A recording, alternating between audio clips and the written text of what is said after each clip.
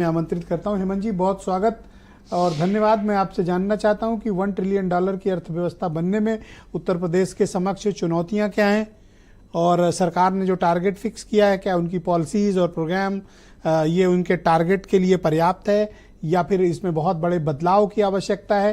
दूसरा प्रश्न, क्या हम औद्योगिक क्रांति के लिए तैयार हैं, क्या वैसे कार्यक्रम और नीतियां हैं या फिर सरकार का ये एक चुनावी वायदा है सदन के भीतर।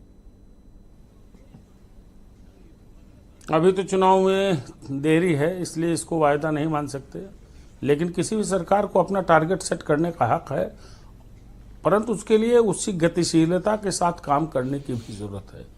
इसमें कोई शक नहीं। हमारे पैनलिस्ट को अच्छा या ख़राब लग सकता है, लेकिन तुलनात्मक दृष्टि से देखें तो बहुत सी ऐसी नई बातें देखी जा रही हैं जो निकट अतीत में नहीं देखी गई थी, और वैसी है जो एक पॉजिटिव साइन है कि हम बेहतर कर सकते हैं, करने की स्थिति में हैं, करने की कोशिश कर रहे हैं। वैसे तो इतनी बड़ी इकोनॉमी का टारगेट पाने में कोई बुराई नहीं, लक्ष्य रखने में कोई बुराई नहीं है, लेकिन उसके लिए थोड़ा सा स्पीड ज़्यादा गेयर अप करना होगा। वैसे भी अभी कुछ काम हुआ है, कुछ हो रहा है और बहुत कुछ होना है, लेकिन मेरा मानना है कि अगर प्रदेश में वातावरण दुरुस्त हो और चीज़ें सकारात्मक दिखें, जैसे बहुत सी चीज़ें हैं, आप मोटे तौर पर आर्थिक दृष्टि से देख लीजिए तो उत्तर प्रदेश ने पिछले कुछ वर्षों में 6, 7, 8 वर्षों में जी जो सकल राजकोषीय घाटा होता है उसको आपने देखा बहुत अभूतपूर्व तरीके से कम किया है। 2.97 पिला दिया।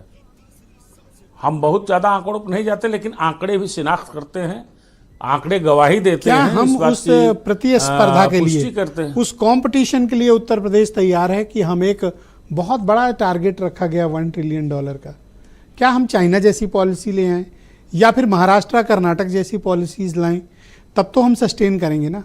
जो हमारा शहरीकरण है, जो औद्योगिकरण है, हमें इसे भी तो कंपेयर करना पड़ेगा अपनी पॉलिसी से।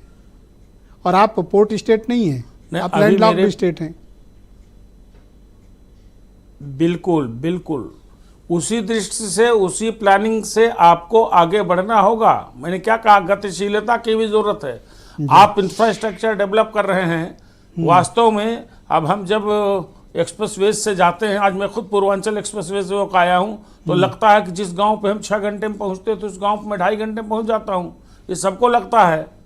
बहुत सी चीज़ें ऐसी हैं मोटा मोटी, जैसे कुछ चीज़ें बेहतर हो रही हैं, सबको खुश होना चाहिए, सारे दलों को खुश होना चाहिए। बल्कि मैं तो कहता हूं अपोजिशन इंफ्रास्ट्रक्चर इंप्रूवमेंट है $1 ट्रिलियन इकोनॉमिक, वरना आप देखिए कि करोड़ों लोगों को एक शहर ने हैंडल किया, मेरे प्रयागराज ने।